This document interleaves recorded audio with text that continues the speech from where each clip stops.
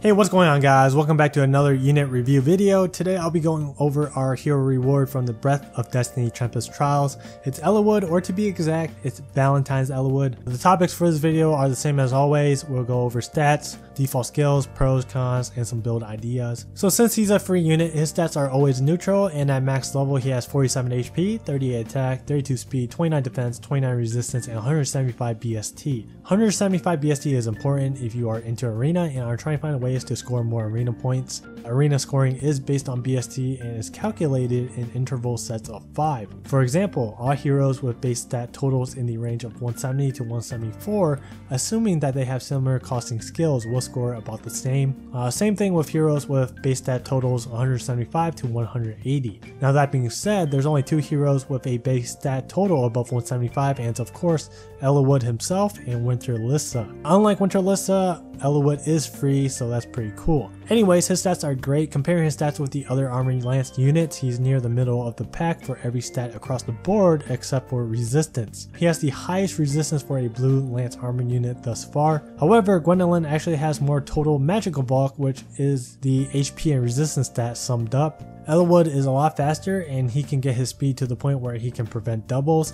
There's pros and cons between preventing and allowing doubles. It really depends on what you are trying to do with the hero. If the unit is tanky enough, then purposely getting doubled allows the unit to proc 3 charge specials every single fight. Eliwood is fairly strong with his 38 base attack, so he'll be able to 2-shot with normal attacks more so than someone like Gwendolyn's, so investing into his speed to prevent doubles will be the way to go for him for most of his builds. His weapon is Casablanca. If foe uses bow, dagger magic, or staff, neutralizes foes' bonuses during combat. This is the themed weapon effect for most of the Valentine's units. It's a decent weapon effect, but it doesn't really do much offensively. It's mostly used defensively. If you're using Eliwood to tank, let's say Bladetone mages or cavalry range units, then you don't have to worry about the buff bonuses that those enemies gain because the weapon neutralizes and basically ignores the buffs. Assist is rally attack defense. I believe Eliwood is the only unit with this skill so far. I mean, you can never go wrong using any of the dual rally skills because it's great for arena scoring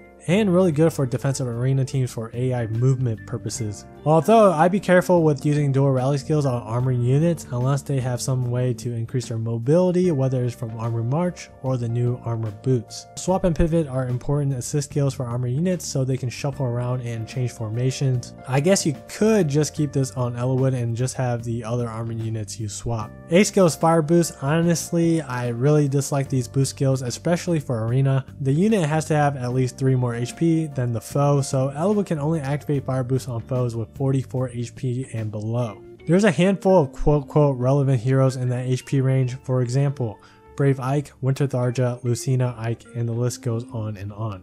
The thing is, arena is always an uphill battle. Like for me, when I play the hardest difficulty arena mode, I'll get matched up with opponents with plus 10 merged units, so technically the units that I listed that should be in range of fire boost are not, because when a unit is plus 10 merged, they are guaranteed to have 4 more HP. On the flip side though, you also have to take enemy boons and banes into consideration, as well as anything that could boost Eliwood's HP, like weapon refinements, so fire boost could be an okay budget skill. C skill is gold armor. The only other hero with this skill is Hector, so it's a pretty rare skill. I don't think it's better than ward armor, but it does heavily depend on the team composition.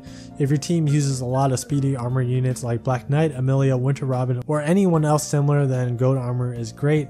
It doesn't really help if your armor units are running warrior fighter though. Most armor units are really slow as well, and the extra speed from gold armor doesn't really do anything. But if your team is running armor march, hone armor, and fortify armor, then gold armor fills in that last slot perfectly. So Eliwood is a nice addition to the armor units family. He can output great damage on both phases, above average mixed bulk, and while 32 speed isn't that fast nor is it too slow, it's middling, but it's a good number where you can invest resources into it so that he can prevent doubles from most foes. I think he's slightly worse than Winter Robin, but if you don't have Winter Robin and if you are looking for a speedy armor unit for your Armor Emblem team, then Eliwood is definitely worth training up. I would even say he's worth promoting to 5 stars if you can't get your hands on the 5-star version. Like always, let's start off with cheap budget builds first. Refine his weapon with plus speed. That'll also grant him plus 5 HP, so that'll be great for fire boost. You have the option to use swap instead of rally attack defense. Like I said earlier in the video, rally attack defense is fine as long as you have armor march or other units on the team with swap or positional skills.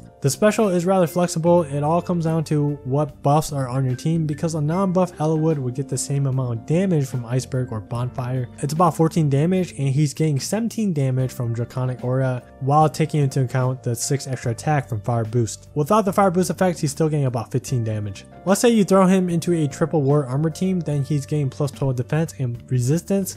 So in that situation, Iceberg or Bonfire would be better. If he's on an armor march team with honed armor and fortified armor, then Draconic Aura is the better 3-charge special. I would recommend using this build on an armor march team with honed armor buffs, because 35 speed is actually not fast enough to prevent doubles from units like Ira or Mia. Considering the fact that he is a blue unit, his main targets will be red and other blue units, so he'll have to build for units like those too. Armor units are excellent distant counter users, so here's one for Eliwood. The refinement on his weapon depends on team buffs. You can go for the speed or resistance refinement. Resistance refinement is better if he's on a triple ward armor team, and plus speed is better for armor march honed armor teams. If you don't have Berkut's Lance fodder, then you can just use Casablanca or a Slaying Lance. If you go with Slaying Lance, then I'd consider using a 4-charge special instead of a 3-charge one. Here's some builds that uses extremely rare skills, so I won't add them onto the main section of the video. If he can run Quicker Post, then of course he can also run Vengeful Fighter. That'll change the special slot, and I think Aether works best with Vengeful Fighter. Here's a mixed phase set. Bullfire with Quicker Post Seal allows him to double on both the player phase and the enemy phase. And as much as I dislike Brave Weapons on armored units, it does work. With this set, he can proc Gale Force with just one attack. Since this is a player phase set, make sure that he's getting armor march buffs, whether it's from himself or an ally.